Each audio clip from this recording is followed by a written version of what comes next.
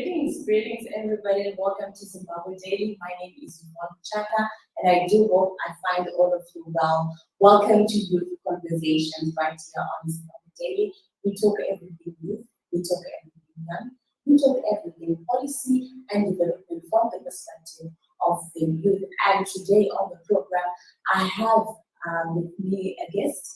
I'll allow him to introduce himself. Welcome. Thank you for my name is Tell me more about your activism. My activism is mainly centered around social and economic justice, but it's very significant because without addressing the political, there can be no social and economic justice. So I'm more interested in public rights management, social and economic rights activism, democracy, policy making, as we say, and Awesome. And today we want to look at the Patriotic Bill on the 2nd of March 2021 in the National Assembly. This motion was raised by ZANU-PF MP Alan Bofo and seconded by the ZANU-PF Chief Whip Honorable Toga Hussein. So we want to look at this patriotic bill that they presented in Parliament and what it means to the young people of Zimbabwe. And police it. Oh my God, tongue twister. Let me just use a second number so that at least it will be lighter on my tongue. Now, what is your understanding of this particular bill? Well, firstly, thanks so much for that fantastic question. The patriotic bill initially was drafted in cabinet principles late last year, around September, October, by the cabinet of Zimbabwe. And they decided that the Minister of Justice, Legal and Parliamentary Affairs, take it to Parliament for the first table in Parliament debate.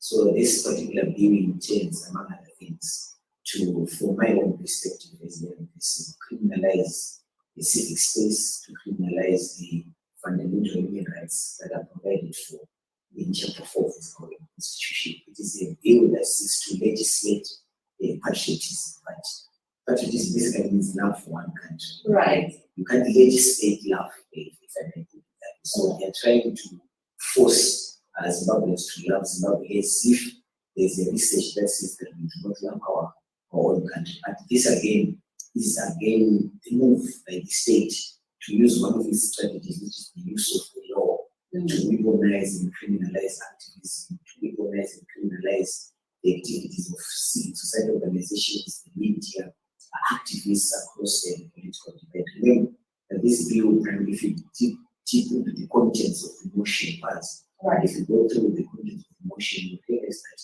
they seek to cleanse brand Zimbabwe or protect the brand Zimbabwe from supposed state enemies who are invented sanctions among other issues. But the debate should be around what really has caused the crisis that we have in this country, the political, the social, the economic, the religious to some extent.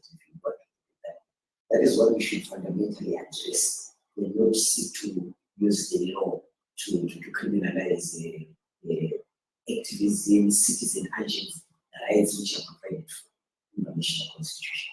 Right, and you talk about the national constitution. I want to come to that. How does this proposed bill go in hand with the national constitution? So it doesn't go we have a whole bill of rights that provides for the respect of human rights, that fundamental right. Now, how does that bill juxtapose itself with the national constitution? To be frank, if you read first section 2, chapter 2 of the Zimbabwe Constitution, it clearly states that the Constitution is the supreme law of the land. Right. And any law, practice, or belief that is in contradiction or ultra-virus to the Constitution itself shall be null to the extent of its invalidity. This is what exactly this bill is. It's later in this spirit. For example, they want to ban foreign Zimbabweans, Zimbabwean nationals from meeting foreign embassies, from meeting foreign nationals.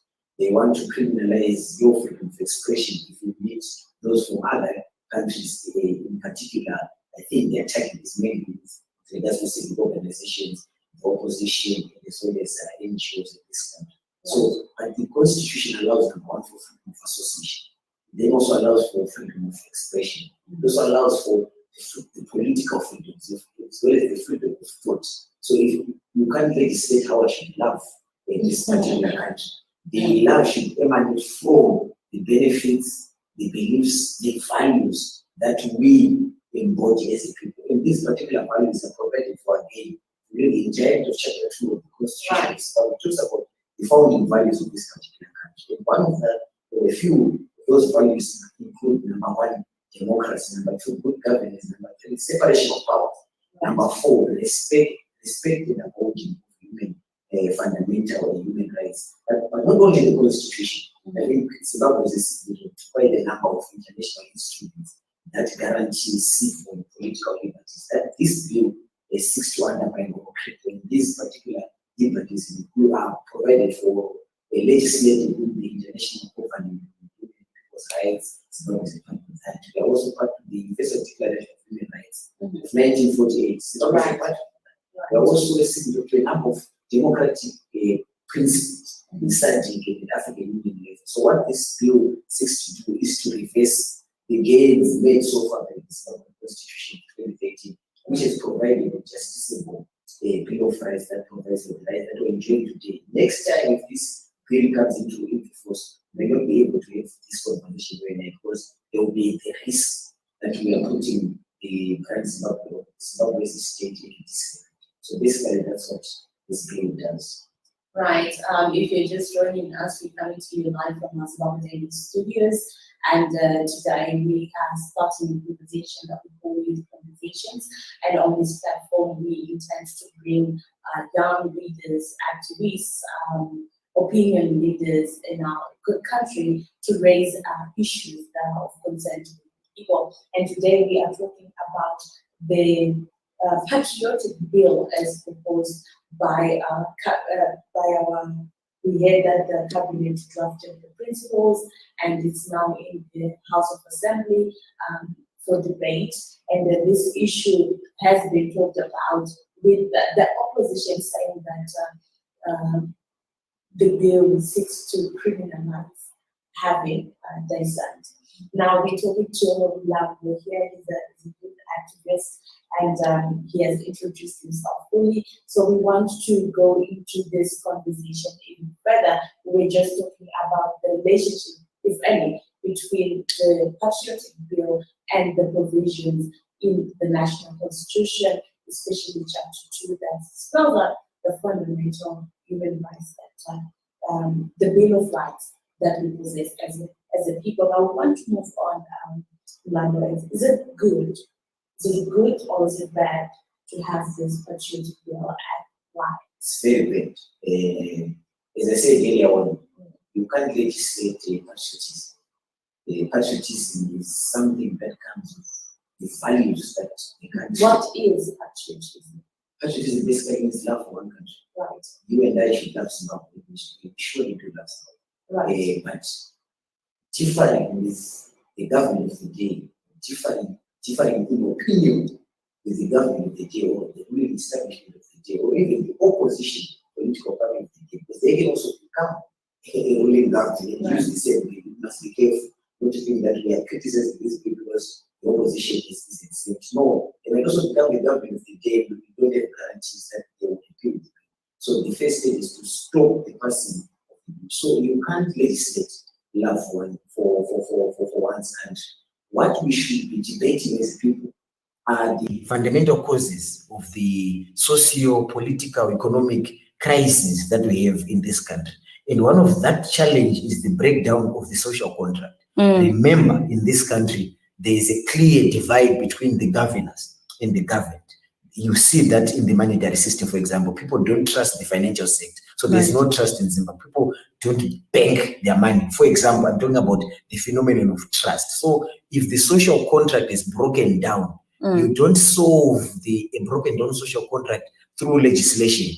You solve that through a genuine process of national dialogue. And the dialogue I'm talking about here is not a preserve of those in Poland or those between the MDC Alliance and ZANU-PF. Right. This is the dialogue that involves citizens from grassroots level up to national level. And there are examples on the African continent where a process of genuine shared national dialogue was done. This is what they did in South Africa after the apartheid era through the Truth and Reconciliation Commission. We are a divided people. We need such a platform like the Truth and Reconciliation Commission. Maybe, for example, the National Peace and Reconciliation Commission that we have, a constitutionally established body, should take the leading stage in renegotiating the social contract amongst the Zimbabweans. Let's sit and dialogue and not use laws to mandate that one should not criticize the government, one should not express his or her opinion, one should not have the thoughts to differ politically, economically, or policy-wise. It is also a mistake to think that it is only the patriotic bill that seeks to criminalize. Remember, already civic and political space in Zimbabwe is already shrunk. You and I are aware of a series of, or the consistent attack on human rights defenders by alleged state actors. So already there's the Interceptions of Communications Act in place. There's the Maintenance of Peace and Order Act. IPA was replaced by the Freedom of Information Bill, which is now in Act. Already there are laws, the Criminal Codification and Reform Act. Already there are laws that criminalize dissent, laws that criminalize civic agency, laws that criminalize the enjoyment or the fulfillment or the progressive realization of human rights that are provided for in our constitution. So this draconian proposal by the government is designed to further add fuel to an already burning fire of human rights abuses, an already burning fire of misgovernance, an already burning fire of bad policies, be they economic or political policies, that have led Zimbabwe for the past 41 years to the current crisis that we have. So you can't legislate patriotism. It is something that is within the people of Zimbabwe. And to think that Zimbabweans are peace-loving people, there's never been any civil war in this country compared to other African countries. That alone should show you that despite our differences as a people, the majority of our people have not resorted to violence. Instead, it is state actors who have meted violence since the establishment of this state in 1980 against non-state actors. And in this instance, non-state actors refer to citizens, organized in civic society, organized in opposition political parties. For example, Forum Party was at the receiving end of state-sponsored violence. Zoom was at the receiving end of state-sponsored violence. The MDC, a lot of political parties have been at the receiving end. So we should be discussing the major causes of violence in our politics. That then makes other people to say, no, stop violating human rights. They are not referring to Zimbabwe, the state. They are referring to actors within the state who are administering or taking control of the levers of power within the state. So it doesn't matter it's a ZANU government or it's a Mavambo government that comes after it.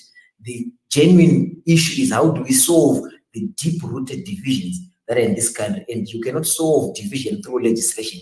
You solve divisions through talking. We tried it in 2008, 2009, and we had the GNU, which was an elite pact, but it somewhat restored some semblance of trust and confidence among political players as well as the economic system. And that was some sort of a honeymoon. But after 2018, we witnessed again the deterioration of the social contract. So the idea is those in government, are they noble enough to initiate this process of national dialogue and totally do away with this proposed patriotic bill? Right, we are coming to you from our Zim Daily Studios. This is Youth Conversations, a program that we've created in order to give the voice of the young people to talk about the issues that are concerning them.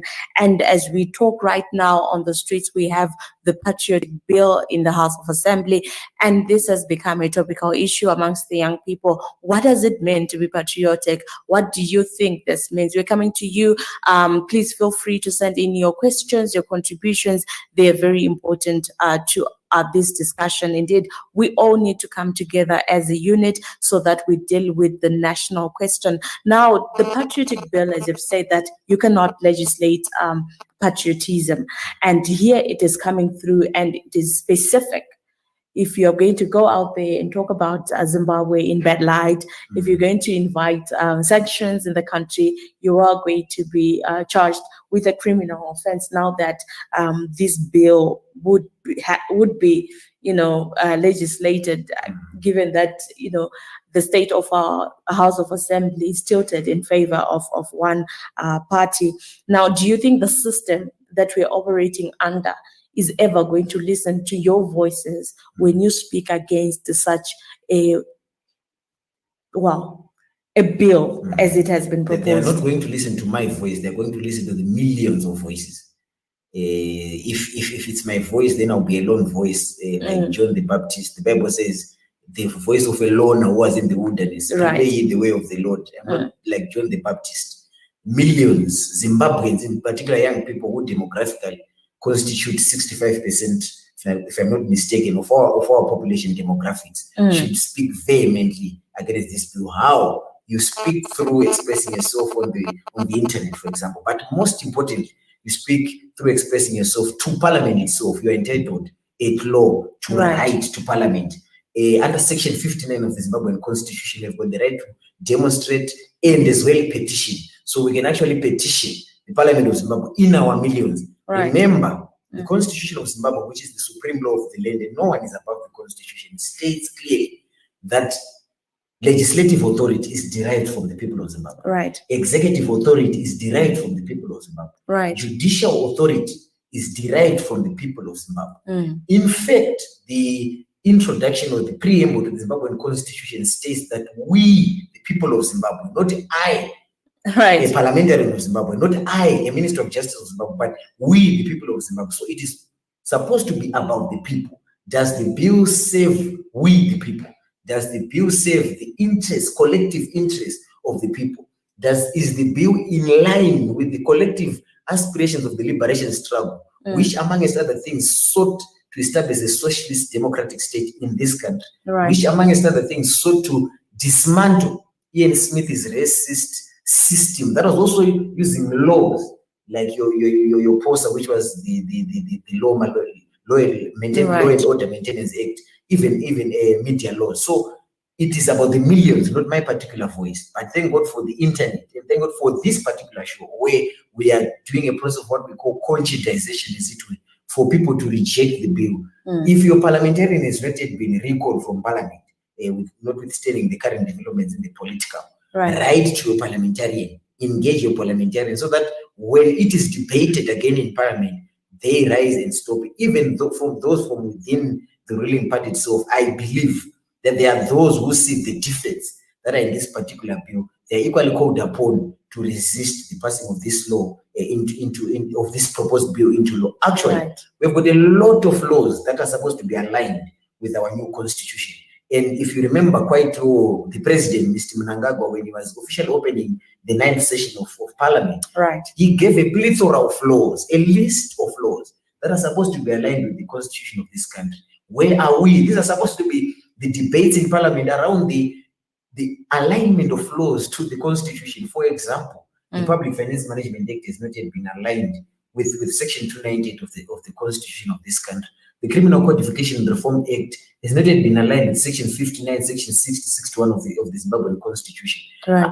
The Freedom of Information Act is, yes, some might say it's a reform of IPA, but still the debatable content of that particular act now. The MOPA Act that replaced POSA was just a renaming of POSA, but in actual fact, in its own intents and purposes, it retains the desire to keep civil liberty. So we've got a lot of laws that this government should be focusing itself on. And actually, the Minister of Justice, Legal and Parliamentary Affairs, the Honorable Ziyambi, he's the one who chairs the Interministerial Task Force Committee on the alignment of laws with the Zimbabwean Constitution. So shelve the proposed patriotic bill and bring on the table the existing statutes and align them with the Constitution so that they are in sync with what the supreme law of the land says, not to legislate love for one's country. Develop the economy, who even love Zimbabwe more, won't leave Zimbabwe through the porous borders to search for greener pastures. Reform the political establishment so that elections are free, fair, and credible. So that the 2023 election will not produce a contested outcome. Respect the independence of institutions that deal with election. The Zimbabwe Electoral Commission, make sure they are genuinely independent and devoid of interference from the executive or the legislative arm of the state. Make sure that the economy itself improves. Remember that if you look at the productive sector of the commanding heads of this country's economy, they are not performing. There is no employment creation. For the past 2 to 3 decades, Zimbabwe has been on a downward spiral. And if I say so, then you say I'm patriotic. Very. No, if I highlight the crisis in a state, You're you should attacking the solve it. father. No, I'm not. No, the country You does not have are a father. attacking the No, head. the country does not have a father.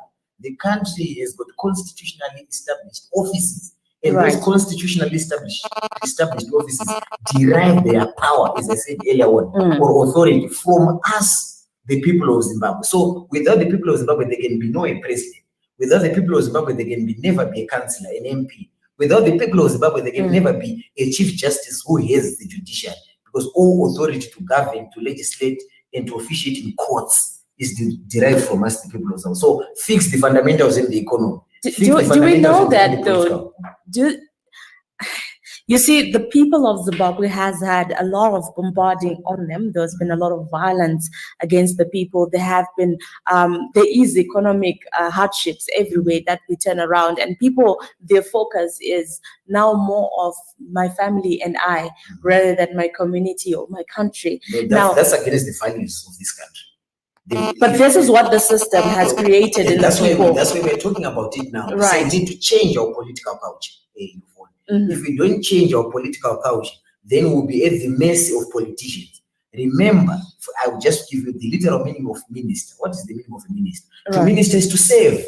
Right. So is Ziambi's proposal, Minister Ziambi's proposals in the bill intending to save Zimbabwe, or it intends to save the self-interest of the politician? So if Zimbabweans say we have been exposed to a lot of violence, therefore we're not going to organize in accordance with the constitution, then it is doomed, not for the politician, but for the people. So the idea is on changing our political culture. Let's become more active. Let's become more proactive. If citizens become more proactive, mark my words, even the quality of parliamentarians that we have in 2023 will be different from the current crop of parliamentarians. Even the composition of the cabinet that we have now will be totally different, no matter who wins. Because if the politician sees that citizens are using their power, they'll be challenged. Accountability monitoring, holding your state to accountability or holding it accountable is the responsibility of the citizen, because it is your money, your taxpayers' money, that is financing their lifestyles as parliamentarians, as ministers, among other things. Right, we're coming to you live on Zimbabwe Daily. We're talking to Mulambo here in the studio, and we're talking about the Patriotic Bill. What does it mean to you? What does it mean to the children? What does it mean to the development of our country? Is it helpful anyway to come up with a new bill when we have not aligned the national constitution all the other acts to the national constitution? So essentially, we are having this conversation because we want to raise an awareness in your mind, in your thinking, in your planning, in your organizing yourselves in your communities. What is it that you are doing? Are you taking an active interest in the things that are happening in our country? If not, why not? If yes, how are you doing that? And as we wrap up, yes. The president is right in front of you right now. What would you tell him? Mr. President, initiate a process of genuine national dialogue. Involve young people. We are the game changer in this country. We constitute 65% of this country's population. Mr. President, expedite the process of rationalizing or redeveloping the politics of this country. Let it not be the politics of hate, but let it be the politics of inclusion, and that can be facilitated by national dialogue. Mr. President, what are you doing with regards to the Mines and Minerals Bill that is in your office, which you have not yet signed into law, which is a progressive piece of legislation that seeks to transform how mining is done in this country? We are using the Mines and Minerals Act of 1962. These are some of the pieces of legislation, Mr. President, that we clamor for to be aligned to the Constitution. Mr. President, how far with a clear strategy of how to solve the political, economic, and financial crisis that we're experiencing, as not only as young people, but as citizens in general? Mr. President, how far in coming up with laws that will compensate our people who lost their monies in 2008 through hyperinflation, pensioners, old people? I think one of the reasons why we are suffering as a people is because our old people are crying because they lost their monies. So these are some of the questions that I would ask the president and hope that we get answers. Awesome. Thank you so much, Lambo, for coming through. I know that going forward, you're going to be facilitating some of these youth conversations. So we hope that as we go step by step, we'll be able to ratchet the young people of the country to take active interest in issues that are of national concern. Thank you so much Thank you for for being having my discussant in today's show. Thank you for having me. Also, thank you so much, Zimbabwe, for coming through. Your comments are really important. Your contributions are equally important. We want to build a great Zimbabwe. This is our Zimbabwe. You and me belong to it. The future is now. Thank you so much, and join us again as we bring you more of Youth Conversations on Zimbabwe Daily. Have yourselves a wonderful rest of the evening. God bless you.